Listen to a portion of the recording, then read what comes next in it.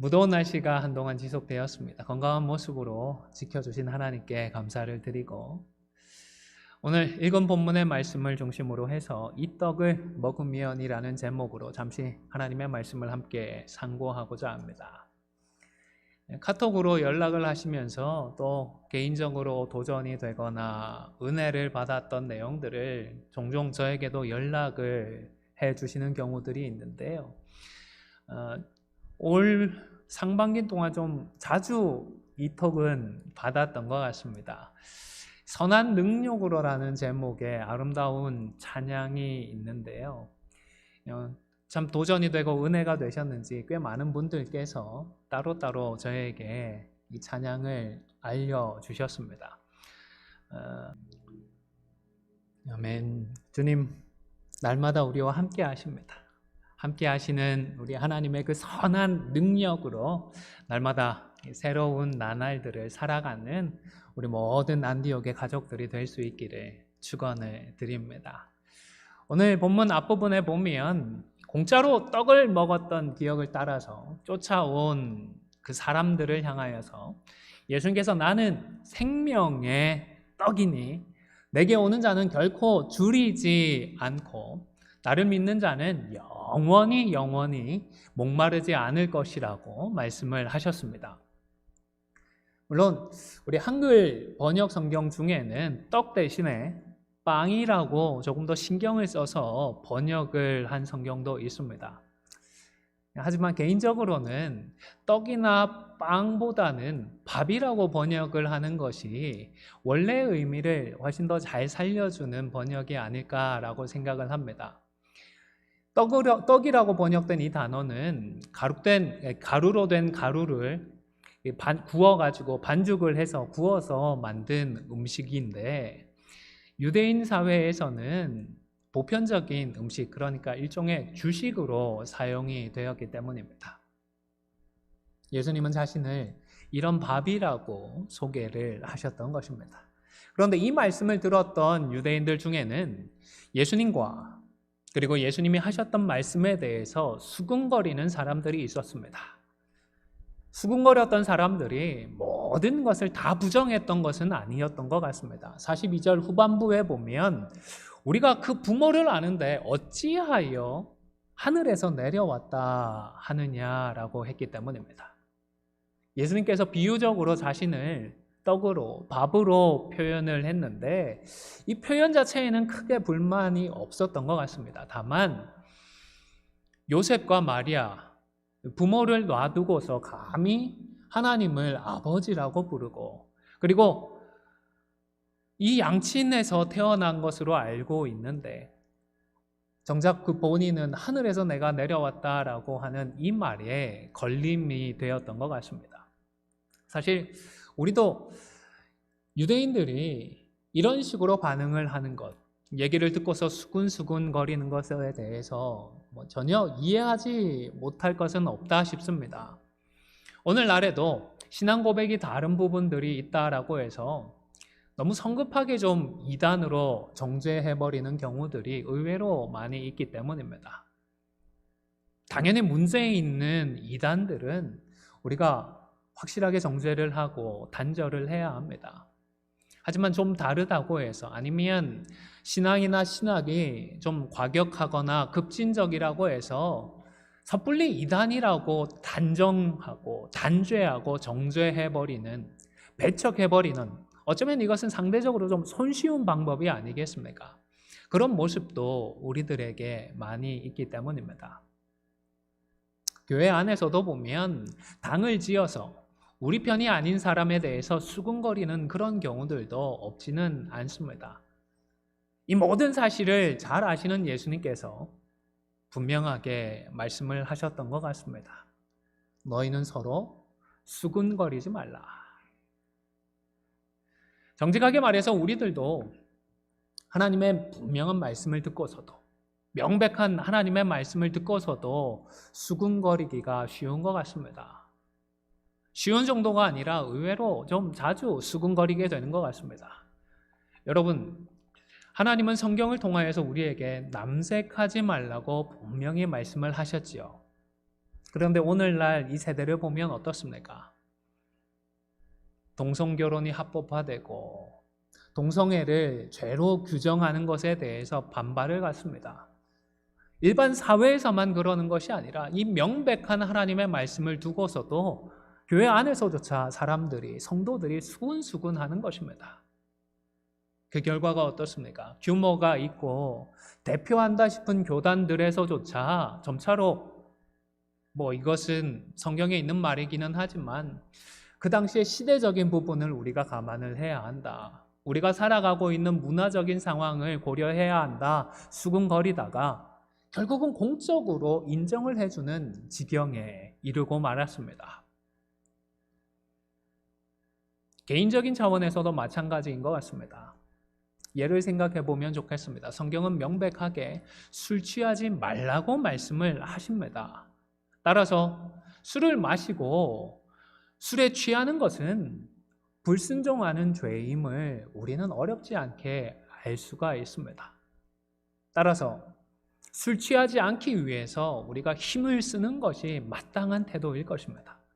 그런데 취하지 않기 위해서 노력하는 것이 아니라 성경에서 술 취하지 말라고는 말씀하시지만 얼마만큼 먹어야 취하는 건데, 아니면 그런 말씀이 있기는 하지만 포도주를 즐겨 마시는 시대적인 문화를 우리가 고려해야 되는 것이 아닌가, 이런 식으로 다른 빠져나갈 방법은 없는지 수군거리기도 하고, 아니면 나와 생각이 통하는 사람들의 이야기만 듣게 된다면 이 역시도 수군거리는 것이 아니겠습니까? 사랑하는 성도 여러분, 말씀을 가지고서 남들을 이야기할 것이 아니라 말씀 앞에서 피해 나갈 구멍을 찾기 위해서 애쓰는 것이 아니라 우리 자신을 점검하고 우리 자신을 돌이키고 우리 자신을 지켜나갈 수 있기를 축원합니다. 수동적으로 방어만 할 것이 아니라 적극적으로 말씀 앞으로 나아가서 하나님의 뜻이 무엇인지 적극적으로 찾아가는 모습을 우리가 가져야 하겠습니다. 화면을 보시면서 사도행전 17장 11절의 말씀을 함께 잘 아시는 말씀인데 다시 한번 읽도록 하겠습니다. 시작. 베레아에 있는 사람들은 데살로니가에 있는 사람들보다 더 너그러워서 간절한 마음으로 말씀을 받고 이것이 그런가 하여 날마다 성경을 상고하므로. 우리가 말씀을 묵상하고 설교를 듣고 경건서적을 읽다 보면 정말로 그런가라는 생각들이 들 수 있습니다. 수근거리고 싶은 생각이 들 수가 있습니다. 그런데 우리끼리만 얘기해서는 답이 나지 않는 것입니다. 정말로 그런가 하여 함께 더욱더 말씀 앞으로 나아가야 하는 것입니다. 쉽게 수긍이 되지 않거나 의문이 드는 말씀이 있다면 하나님께서 왜 이렇게 말씀하셨을까? 왜 내게 이 말씀을 주실까를 질문하면서 성경에서 그 답을 찾아 나아가야 하는 것입니다. 성경으로 나아가는 것이 가장 좋은 방법인 줄 믿습니다. 뭔가 걸림이 되고 좀처럼 앞으로 나아가지 못하는 말씀이 있다면 모르겠다, 귀찮다, 복잡하다, 머리 아프다 덮어버리지 말고, 또 불평하거나 불만이 있는 사람들과 수군거리는 자리로 나아가지 말고 하나님 말씀 앞으로 나아가시기를 바랍니다. 말씀을 상고하는 복된 자리로 힘써 나아가시기를 바랍니다. 그런데 여러분, 사도 요한이 이 사건을 기록할 때에 요한복음을 읽는 사람들이 이 사건을 통하여서 수군거리지 않았으면 좋겠다라는 이 마음으로 이 사건을 기록해 두었을까요? 앞서 말씀드린 것처럼 우리들도 조심해야 될 부분들이 분명히 있습니다. 하지만 이것이 직접 되는 교훈이나 우선되는 교훈은 아닌 것 같습니다. 44절부터 보면 본격적인 교훈이 이어지고 있기 때문인데요. 우선 예수님은 하나님의 은혜가 있는 사람만이 예수님을 바로 알고 믿을 수 있다라는 사실을 분명하게 말씀을 해주셨습니다. 뒤집어서 이야기를 하면 지금 유대인들 중에서 예수님의 말씀을 믿지 못하고 수긍하지 못하고 수긍거리는 이유가 하나님의 은혜가 아직 없기 때문이라는 것입니다. 여러분, 모든 사람은 죄를 범하여서 하나님의 영광에 이르지 못한다고 했습니다. 영광에 이르지 못할 뿐만이 아니라 허물과 죄로 말미암아서 이미 죽은 자들입니다. 죽었다는 것은 하나님에 대해서 생명 반응을 더 이상 하지 않는다라는 그런 의미입니다. 예수님께서 오셔도 반응을 하지 않고 복음이 선포되어도 그 복음 앞에서 반응을 하지 않는 것입니다. 그런데 하나님께서 택하신 사람은 하나님께서 계획하신 때가 되면 예수님께로 인도함을 받습니다. 하나님의 역사로 성경 말씀을 듣고 배워서 예수님을 인격적으로 만나고 교제하는 복을 누릴 수가 있는 것입니다. 하나님의 참 뜻을 찾아서 우리가 성경으로 돌아갈 때에 잊지 말아야 할 것이 그렇기 때문에 바로 기도입니다. 기도를 통해서 하나님의 은혜를 구해야 합니다. 하나님 은혜를 주십시오. 하나님 은혜를 주셔서 그 말씀 앞에서 내게 주시는 하나님의 음성을 듣게 해주십시오. 기도해야 하는 것입니다. 기도할 때에 성령의 충만한 임재를 경험할 수 있습니다. 성령의 충만한 임재가 있을 때에 우리는 비로소 말씀을 통하여서 하나님의 참뜻을 깨달을 수 있고 나를 향한 하나님의 세미한 음성을 들을 수가 있는 것입니다. 그리고 이 하나님의 은혜 덕분에 예수님을 믿는 자들에게는 놀라운 축복이, 놀라운 선물이 허락이 되지요. 그것이 무엇입니까? 바로 영생입니다. 요한복음에 보면 우리가 영생보다도 더 자주 사용하는 표현인 구원이라는 이 단어는 총 6번을 사용합니다. 그런데 영생이라는 단어는 사도 요한이 3배 이상을 사용합니다. 공관복음 전체 3권을 다 합치면 영생이라는 단어가 12번 사용이 되었거든요. 그런데 요한복음에서는 무려 19번이나 이 단어를 사용을 하고 있습니다. 잘 아시는 요한복음 3장 16절만 보더라도 하나님이 세상을 이처럼 사랑하사 독생자를 주셨으니 이는 저를 믿는 자마다 멸망치 않고 어떻게 해요? 영생을 얻게 하려 하십니다 라고 말씀을 하고 있는 것입니다. 독생자를 통하여서 사도 요한은 구원을 받는다라고 이야기하지 않고 영생을 얻는다라고 표현을 하고 있는 것입니다. 아마도 공관복음서들보다는 시대적으로 한참 이후이기 때문에 그리고 유대 나라가 이미 멸망해버리고 대부분의 이제 청중들이 전도의 대상자들이 로마에 사는 사람들이다 보니까 로마 문화에 익숙한 사람들에게 그들이 구원이라는 표현보다는 훨씬 더 익숙하게 이해하고 있는 영생이라는 단어를 더 많이 사용을 했던 것이 아닌가 싶습니다. 자, 그렇다면 영생은 무엇일까요? 당연히 영원한 생명의 줄임말입니다. 하지만 이것은 시간적으로 그저 무한한 시간을 의미하는 것은 결코 아닙니다. 그리고 시간을 초월해서 살아가는 삶을 의미하는 것도 아닙니다. 영원한 생명이라고 하는 이 단어 자체의 뜻보다 이 성경에서 이 단어들을 어떻게 사용하는지가 더 중요합니다. 요한복음 17장 3절을 통하여서 영생의 정의라고 할 수 있는 측면을 한번 확인해 보겠습니다. 요한복음 17장 3절 말씀을 함께 읽겠습니다. 시작. 영생은 곧 유일하신 참 하나님과 그가 보내신 자 예수 그리스도를 아는 것이니이다. 이 구절은 직접 예수님께서 영생에 대해서 알려주신 말씀이지요. 저는 정의에 가까운 표현이다라고 생각을 합니다. 예수님에게 있어서 영생이라는 것은 참 하나님과 그리고 해서 하나님께서 보내신 예수 그리스도를 아는 것이다라고 알려주셨습니다. 물론 여기에서의 알미라는 표현은 단순히 지적인 알미 아닙니다. 예수님에 관해서 아는 것도 아닙니다. 이것은 인격적인 지식을 의미합니다. 인격적으로 아는 것을 의미하는 것입니다.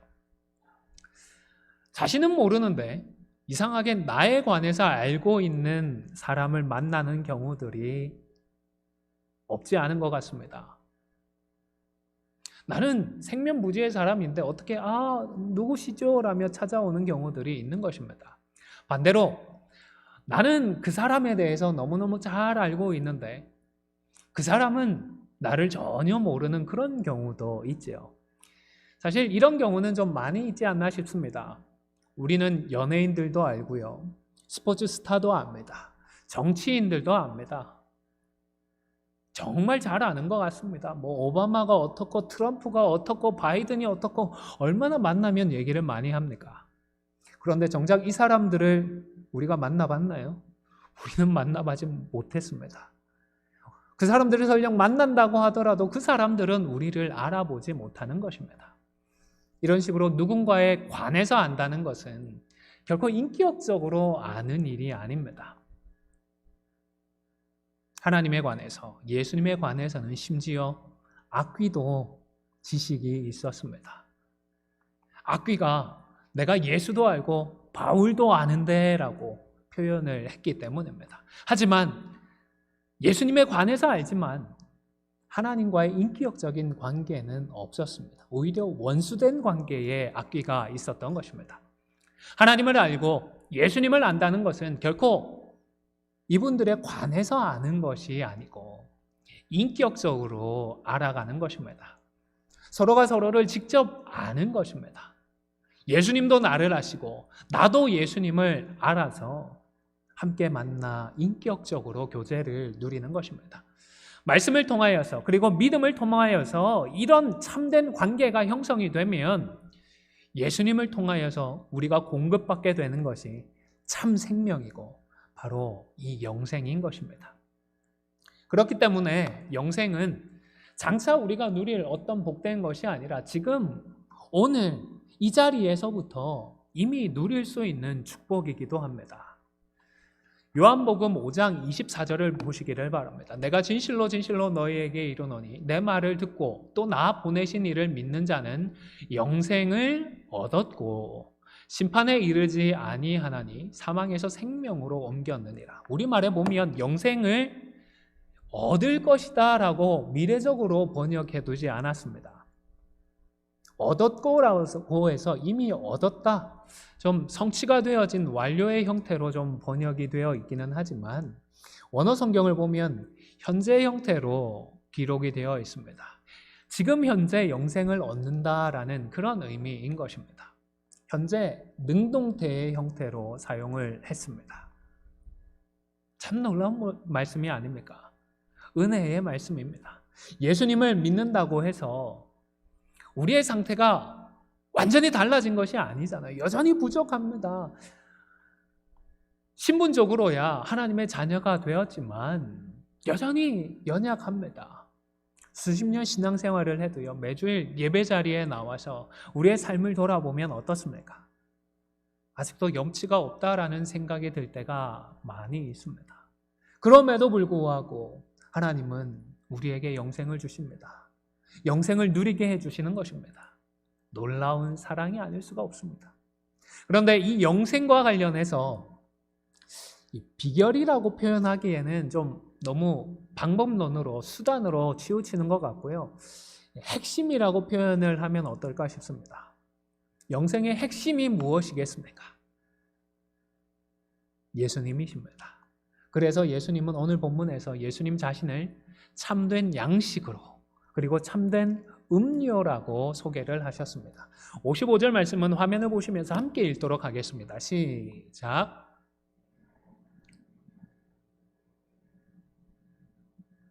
아멘.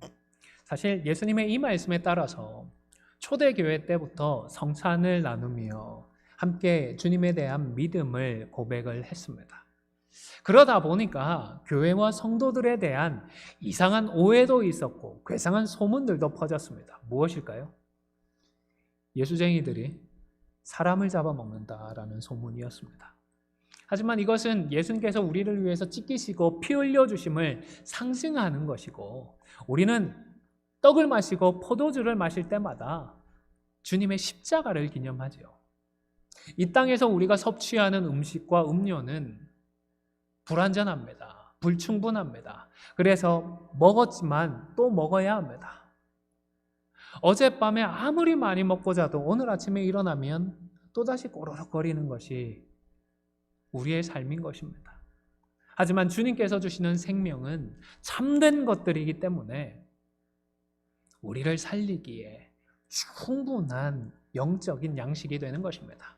예수님 자신이 참된 양식이고 참된 음료라는 사실은 예수님 자신의 이 말씀 말고 또 다른 증거들도 있습니다. 예수님께서 어디에서 태어나셨죠? 베들레헴에서 태어나셨습니다. 잘 아시듯이 이 베들레헴이라는 이름의 뜻은요, 떡집이라는 뜻입니다. 떡집에서 나오는 것 무엇일까요? 당연히 떡이 나오죠. 물론 베들레헴에서 태어난 모든 사람들이 다 생명의 떡이라는 것은 아닙니다. 그러나 참된 양식이자 참된 음료가 되신다는 그 사실을 보여주시기 위하여서 예수님은 다른 곳이 아니라 예루살렘이 아니라 굳이 베들레헴을 선택하여서 예언대로 그 땅에서 태어나셨던 것입니다. 그런데 여러분, 이 정도의 지식을 갖추는 것에서 그치지 마시기를 바랍니다. 예수님을 먹고 마셔야 합니다. 53절 말씀도 화면을 보시면서 함께 읽도록 하겠습니다. 시작. 예수께서 이르시되 내가 진실로 진실로 너희에게 이르노니 인자의 살을 먹지 아니하고 인자의 피를 마시지 아니하면 너희 속에 생명이 없느니라. 참된 양식을 알고 참된 음료를 안다고 해서 그것이 우리에게 생명이 되지는 않는 것입니다. 어떻게 해야 한다고요? 먹고 마시라고 말씀을 하는 것입니다. 56절 말씀도 함께 읽도록 하겠습니다. 시작. 내 살을 먹고 내 피를 마시는 자는 내 안에 거하고 나도 그의 안에 거하나니. 예수님의 살을 먹어야, 예수님의 피를 그저 보기만 하는 것이 아니라 정말로 우리가 먹어야, 마셔야 주님께서 우리 안에 거하십니다. 우리가 주님 안에 거하는 것입니다. 앞서 요한복음 17장에서 영생은 하나님과 예수님을 아는 것이라고 했습니다. 그런데 이렇게 아는 것만으로 그치지 말고 주님은 먹고 마시라고 말씀을 하시는 것입니다. 이 의미는 1차적으로는 주의 성찬에 참여하라는 것입니다. 그리고 이 성찬이라는 것은 복음에 대한 일종의 보이는 설교입니다. 그렇다면 단순히 이 말씀은 성찬식을 거행하라는 의미가 아니라 말씀 묵상을 하면서 아니면 설교를 들으면서 주시는 그 말씀을 우리가 소화해서 그 말씀대로 순종하며 살라는 의미가 되는 것입니다. 좋은 예인지는 모르겠지만 한번 생각해 보시기를 바랍니다. 이 코로나 백신이 나온 지도 꽤 오래되었습니다. 어느 순간 그런데 접종률이 좀 정체가 되고 있지요. 이 백신을 믿지 않는 사람들은 논외로 하고요. 백신을 맞으면 항체가 생기고 항체가 생기면 코로나 바이러스에 좀 노출이 되더라도 걸리지 않을 확률이 높고 혹 걸리더라도 중증으로 진행되지 않고 이겨낼 확률이 높다라는 이 사실을 많은 사람들이 알고 있습니다. 그런데 이 사실을 아는 것만으로 코로나를 예방할 수 있나요? 아니지 않습니까? 그 지식에 따라서 예방접종을 해야 하는 것입니다. 좀 걱정도 되고 부작용에 대해서 소문도 들리고 걱정이 되지만 감내하고 1차, 2차, 앞으로는 3차 부스터샷까지 맞아야 할 것 같은데 지침이 있으면 거기에 따라서 접종을 해야 바이러스와 맞서 싸울 힘을 얻게 되는 것입니다. 여러분, 예수님은 정말로 참된 양식이고 참된 음료이십니다. 그렇다고 해서 이 지식 자체가 우리에게 생명이 되는 것은 결코 아닙니다. 우리가 주님의 살을 직접 먹어야 하고 주님의 피를 직접 마셔야 주님이 우리의 생명이 되시고 능력이 되시는 것입니다. 주신 말씀을 붙들고 우리 삶 가운데에서 순종을 해야 이 말씀의 능력이 나타나고 생명의 능력이 나타나게 되는 것입니다. 여러분, 서두에 소개드렸던 그 찬양의 가사 참 아름답지 않았습니까? 하지만 그 가사의 배경은 오히려 암울했습니다. 핑크빛이라기보다는 짙은 핏빛에 가까웠습니다. 이 찬양 시는, 이 시는 독일의 목사였던 디트리히 본회퍼라고 하는 분이 독일의 나치 치하에서 감옥에 갇혀 있을 때에 고백했던 신앙의 고백입니다. 그리고 죽음을 얼마 앞두지 않고 마지막으로 약혼자에게 보내었던 편지 가운데에 동봉이 되어서 세상에 알려졌던 시입니다. 내일을 기약할 수 없는 암울한 상황에 있었습니다. 감옥에 갇혀 있었습니다. 이제 불과 며칠이면 죽게 될 것입니다. 그런데 어떻게 이런 아름다운 찬양을 찬양할 수 있었을까요? 주님의 참된 양식과 참된 음료를 아는 것에서 그치지 않고 감옥이었지만 직접 이 양식을 먹고 이 음료를 마심으로 주님의 능력과 생명을 얻었기 때문인 줄로 믿습니다. 그저 결과를 놓고서 막연하게 추측을 하는 것이 아닙니다. 평소 참된 양식과 참된 음료를 먹으며 말씀에 순종하며 살고자 치열하게 살았던 그이기에 독일 교회와 독일의 많은 성도들처럼 히틀러와 나치의 침묵으로 동조하지 않았습니다. 그러다 보니까 붙잡혀서 감옥에 갇히게 되었던 것입니다. 그리고 갇혀있던 그 감옥 속에서도 주님과 교제하며 참된 양식을 먹고 참된 음료를 마시고 있었기에 끝까지 악에게, 죄에게 굴복하지 않았던 것입니다. 무려 600만 명에 달하는 사람들을 학살했던 그 거대한 악한 권세 앞에서 결코 굴복하지 않을 수가 있었던 것입니다. 교회 역사에 보면 이런 일들이 종종 있어 왔습니다. 조선시대에 특별히 일제치하의 한국교회에도 그런 일들이 있었습니다. 일제는 신사참배를 강요했습니다. 그들의 강요는 그저 말로만 하는 강요가 아니었습니다. 일제치하의 성도들이 경험했던 그 힘은 너무나도 견고하게 느껴졌을 것입니다. 거대하게 느껴졌을 것입니다. 이 일제의 세력 앞에서 십자가와 부활의 능력이라고 하는 것은 큰 의미가 없이 느껴졌을 수도 있겠습니다. 그러나 그들 가운데에 참된 양식과 참된 음료를 직접 먹고 마시고 있었던 성도들은 주기철 목사님 뿐만 아니라 옥중에서 고초를 겪었던 많은 성도들은 하나님께서 주시는, 주님께서 주시는 생명과 능력으로 충만하여서 죽음의 위협조차도 그들을 주님의 사랑에서 끊어낼 수가 없었던 것입니다. 그러나 어느 순간부터 참된 양식을 먹지 않고 참된 음료를 마시지 않으면서 이제는 교계 안에서 나는 한가닥 한다, 어깨에 힘이나 주고 있었던 사람들은 결국 그 우상숭배의 요구에 굴복하고 말았습니다. 굵직굵직한 교단들 총회에서조차 신사참배는 우상숭배가 아니다라는 선언까지 해버리는 악을 범하고 말았던 것입니다. 사랑하는 성도 여러분, 예수님은 자신을 참된 양식이라고, 참된 음료라고 말씀을 하시면서 이제는 먹고 마시라고 말씀을 하셨습니다.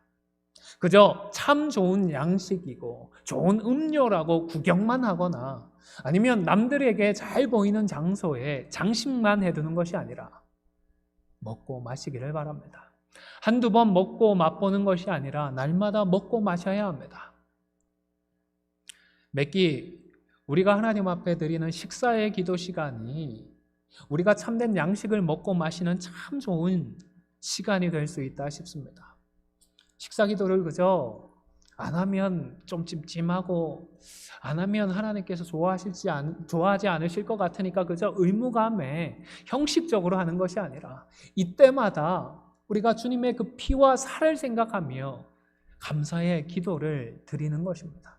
그럴 수 있다면 그저 이 식사 기도가 의미 없는 형식적인 기도가 아니라 주님의 십자가와 부활을 끼니 때마다 묵상하는, 그리고 은혜로 충만할 수 있는 축복된 자리가 될 수 있을 것입니다.